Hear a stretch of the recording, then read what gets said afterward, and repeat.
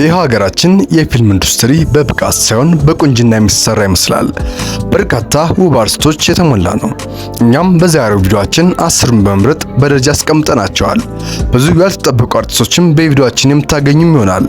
ማንን አንደኛ ደረጃ ላይ እንዳስቀመጥን ቪዲዮውን እስከ መጨረሻ በመመልከት ውበት እንደ ተመልካች ነውና የእናንተ ውብ 3 አርቲስቶችን በደረጃ ኮሜንት ላይም አስቀምጡልን እያልን በመቀጠልም ቻናላችን ላይክ እና ሰብስክራይብ እያደረጋችሁ ቤተሰብ እንድትሆኑ እንጠይቃለን። 10ኛ እፀዮት አበበ።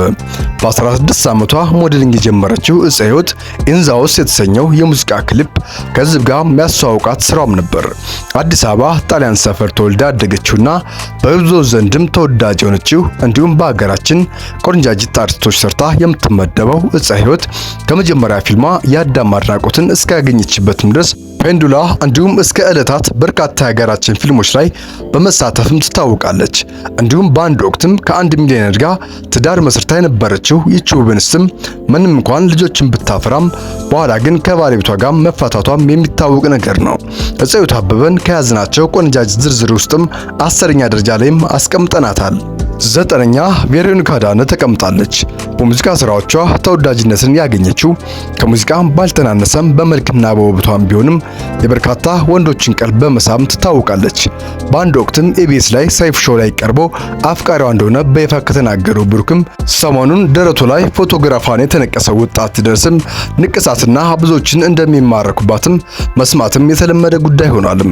ደረቷ ላይ ያለው ንቅሳትና የሰውነቷ አቋም ተወዳጅነቷን ከፍ ቢያደርግላትም በመልኳም ቢሆንም ምንም የማያወጣላት እንደሆነም ሲናገሩ መስማት በበርካቶች አንደበትም የተለመደ ነገር ነው። 8ኛ ደረጃ ላይ የተቀመጠችው ኑሐሚን መሰረት በአጋጣሚ ወደ ጥበብ ዓለም የገባችው በዛው ከቀሩ አርቲስቶች መሃልም የምትመደበው ኑሐሚን ቆንጆ ከሚባሉ የሀገራችን እንስት አርቲስቶች መሃልም አንዷ ናት። ታናሞ በተሰኘው የሳንቾ ገብሬ ዘፈንም ከህዝብ ጋር በተዋወቀችው ይቺ አርቲስት በርካታ ፊልሞች ላይም በትወናም ተሳትፋለች። እንዲሁም በጣም በአጭር ጊዜ ውስጥም እንደነ ታሪኩ ባባ፣ ማንዴላና ደረጃ ኃይሌ ከመሳሰሉ እንቁ የሀገራችን አርቲስቶች ጋርም አብራም ለመስራትም ችላለች። እንዲሁም ለተለያዩ ድርጅቶች ብራንድ አምባሳደር በመሆንም በአጭር ጊዜ ውስጥም በርካታ ሀብትንም ልታካብትም ችላለች። 7ኛ ሰላም ተስፋዬ። በኢትዮጵያ የፊልም ኢንዱስትሪ ውስጥም ሴት አርቲስት ሲባል አእምሯችን ውስጥም ቀድማ የምትመጣው ቀዳሚዋ ተዋናይ ማለም ሰላም ተስፋዬ አንደኛዋና ዋነኛዋም ናት። በወታደሮች ካምፕ ተወልዳና ያደገችው ሁመራን በመወከልም ቁንጅና ውድድርን በመሳተፍ የአርቱን ዓለም የተቀላቀለችው ሰላም ተስፋዬ የመጀመሪያ ፊልሟም የሆነው 3 ማዕዘን የሰራችው በ2015 ዓመተ ምህረት ነበር። በኋላም በአዲስ ሙዚቃ አዋርድ አሸናፊነትም ያበደች አራዳ ልጅ የተሰኘውን ጭምር በሌሎች ቁጥር በርካታ ፊልሞችንም ለጥበብ አፍቃሪያን አበርክታለች። አንዳንዶችም በሰላም ቁንጅና ላይ ጥያቄ ቢያስነሱም በብዙዎች ዘንድም ተወዳጅነቷም ከማግኘትም ያገዳትም የለም። 6ኛ ፈናን ይድሩ። የኢቢኤሱ ጋዜጠኛ ዮናስ ፈናንን እንዲህ ሲል አድንቋትም ነበር። ለፖስት ካርድ የሚሆን ውበት ነው ያለች ተብላም የተደነቀችው ይቺ ውብ አርቲስት ከህዝብ ጋር በስፋት ያስተዋወቃት ስራም የሱ ባለው ይታዩ ማሬ ማሬ የተሰኘው የሙዚቃ ክሊፕ ቢሆንም እሷ ግን ቀደም ብላ በማስታወቂያ ስራዎችም ስትሰራ የነበረም ቢሆንም ለጥበብ ዓለም የተቀላቀለችው የመጀመሪያ የማስታወቂያ ስራም 480 ብር ብቻም አግኝታም የነበረችው ፈናን አሁን ላይ ግን ዝናዋና ውበቷን በመጠቀም የበርካታ ገንዘብ ተከፋይ ልትሆን በቅታለች። ከጥቂት ጊዜ ወዲህ ደግሞ በአማርኛ ፊልም ላይ የማይጠፉ ተዋናዮች መካከልም አንዷና ዋነኛዋ የሆነችው ይቺ ውብ አርቲስትም በዝርዝራችን ላይም 6ኛ ቦታ ላይም ተቀምጣለች። 5ኛ ማህደር አሰፋ። ማህደር ጥቂት የማይባሉ የፊልም ስራዎችን ቢኖራትም በስፋት ከህዝብ ጋር ያስተዋወቃትና ተወዳጅነትን ያስገኝላት ስራዋ ሰው ለሰው የተሰኘው ተከታታይ የቴሌቪዥን ድራማም ነበር። መድኃኒት የተባለችውን የገጸ ባህሪ በመወከልም ነበር የሀገራችን ቁጥር 1 ቱጃር አላሙዲን ጨምሮ በበርካታ ወንዶች ልብም ሰተት ብላ መግባት የቻለችው ይቺ በብዙዎች ዘንድ የምትወደደው ውበት ያላት አርቲስትም ምንም እንኳን ብዙ አፍቃሪዎችን የነበሯት ቢሆንም ድሃ ያፈቅራል ሀብታም ያገባል ነውና ነገሩ በመጨረሻም የቱጃሩ አላሙዲ ለመሆንም አልቀረችም ነበር። ልጅም ጭምር አፍርታለት እስካሁንም አብረው እንደቀጠለችም ነው። በዚህ አሁን ላይ የኢትዮጵያ ውስጥ ካሉ ሀብታም ሴት ተዋናዮችም ቀዳሚዋም ለመሆን በቅታለች። ውበቷን ወደ ሀብት በሚገባ የቀየረችው ማህደር አሰፋ በዚህ ዝርዝራችን ውስጥም 5ኛ ደረጃ ላይም ተቀምጣለች። 4ኛ ሉላ ገዙ።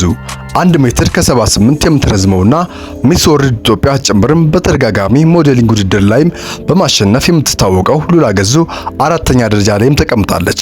ሞዴል፣ የቴሌቪዥን ሾው አቅራቢ፣ ተዋናይና የማስታወቂያ ባለሙያ የሆነችው ሉላ ገዙ በብዙዎች ዘንድም ትወደዳለች። ኢትዮጵያዊ ቆዳ ቀለም ያላት ቁመናዋምና መልኳም ሲጨመርበት ማራኪነቷን ከፍ አድርጎታል።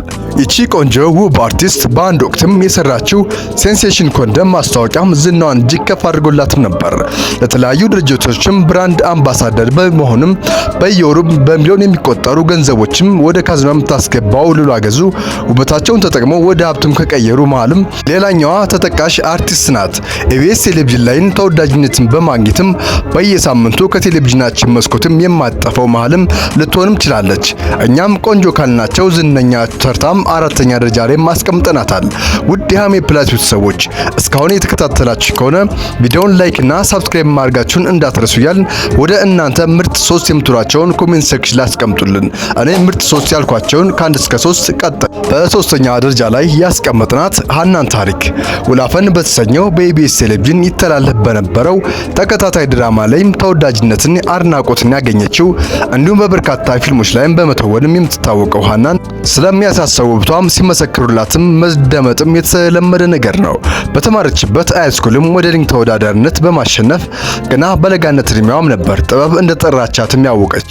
በኋላም በዳይሬክተር ኤርሚያስ ታደሰ አማካኝነት አስታራቂ በተሰኘው ፊልም የድሬዳዋ ሴት የሆነችውን ሙናን የተባለችውን ገጸ ባህሪን በመወከልም ነበር የፊልም ዓለሙን የተቀላቀለችው። በዚህም ፊልም ላይም ባሳየችው ድንቅ ብቃትም የተነሳ በርካታ ድርሶችም ይጎርፍላታል። በአንድ ወቅትም የፊልሙን ኢንዱስትሪም ተቆጣጥረውም ነበር። እንዲሁም በአሁኑ ሰዓትም በቢዝነስ ዓለም ላይም በመሰማራት ስኬታማ በመሆንም ሀብታም ከሚባለው እንስት ተዋናዮች መሃልም ስሟን ማስፈር ችላለች። እኛም ይቺን ውብ አርቲስት 3ኛ ደረጃ ላይም አስቀምጠናታል። 2ኛ ደረጃ ላይ የተቀመጠችው ፈሪሃት የማነ ሀበሻዊ የተሰኘው የጆኒ ራጋ ሙዚቃ ቪዲዮ ላይም የኪነ ጥበብ ዓለሙን የተቀላቀለችውና በኋላም ጉደኛ ነች የሚለውን ፊልም ላይም በትወና ሀብላ የጀመረችው ፈሪሃት የማነ በዚህም የቆነጃጅት ዝርዝርም 2ኛ ደረጃ ላይ ይዛለች። ምናልባትም የብዙዎች አንደኛ ምርጫም ጭምር ልትሆንም እንደምትችልም ፈሪሃት በውበቷ ብዙዎችም ሲያደንቋትም በተደጋጋሚ ይደመጣል። ውበታቸውን በአግባቡ ተጠቅማ ሀብታም ከሆኑ የሀገራችን አርቲስቶችም መሃልም ውስጥም በአሁኑ ወቅትም ኑሯን በአሜሪካ ያደረገችና ኢትዮጵያ ያለችም የባህል አልባሳት መሸጫ ጭምር የብዙ ቢዝነሶች ባለቤት እንደሆነችም የሚነገርላት ፈሪሃት የማነ በያዝናቸው ቆነጃጅት ዝርዝርም 2ኛ ደረጃ ላይም አስቀምጠናታል። 1ኛ ደረጃ ላይ ያስቀመጥናትም ሳያት ደምሴ ናት። ይቺ ቆንጆዬ አርቲስት በዚህ ቆነጃጅት ዝርዝርም ቀዳሚነቱን ቦታ ይዘዋለች። ገና የ17 ዓመት ልጅ እያለች በ1996 ዓመተ ምህረት የሞዴሊንግ ውድድር ላይም በመሳተፍና ምርጥ 20 ውስጥም በመግባትም የአርቱን ዓለም ጉዟን ሀብላ የጀመረችው በኋላም በመሪ ተዋናይነት በ1998 ዓመተ ምህረት በወጣው ሳራ የተባለው ፊልም ላይም በመሳተፍም ነበር ከህዝብ ጋር የተዋወቀችው። ምንም እንኳን በአሁኑ ሰዓትም የ39 ዓመት ጎረምሳ ብትሆንም ያ የልጅነት መልኳ ውበቷ መሆንም አለ። እንደኛ ከ21 ዓመት በፊት ፊልም ላይ ያላያት ሰው ይቺን ውብ አርቲስት የ39 ዓመቷ ነው ብሎ ማስረዳትም እጅግ አዳጋች ነው። ሳያት ደምሴ ከፊልም ስራም በተጨማሪ ድምፃዊት፣ የፋሽን ዲዛይነርም ጭምር ናት። እንዲሁም ከውበቷ በተጨማሪም በቁጥብነቷና በጨዋነቷም በብዙ ዘንድም ተወደዳለች። በዚህ ቪዲዮ ላይ ማን ከ1 እስከ 3 መሆን ነበረበት የሚለውን ኮሜንት ላይ አስቀምጡልኝ። ደረጃ አሰጣጡ ካልተመቻችሁ ማሳውቁኝ። ውበት እንደ ተመልካች ነውና። ውድ የቻናላችን ተከታታዮች ለዛሬው ያዝንላችሁ መሰናዶ ይህንን ይመስል ነበር። ሐሳብ አስተያየታችሁን በጨዋ መልክ ኮሜንት ሴክሽን ላይ አስቀምጡልን። እንዲሁም ለሌሎች እንዲደርስ ይህን ቪዲዮ ላይክ እና ሰብስክራይብ ማለታችሁን እንዳይረሳ። በተጨማሪም ሰብስክራይብ ትሏን ቀይ በተን መታ እያደረጋችሁ አብራችሁን ስለቆያችሁ እናመሰግናለን። በቀጣይ በሌላ ቪዲዮ እስከምንገናኝ በያላችሁበት ቸር ሰንብቱ።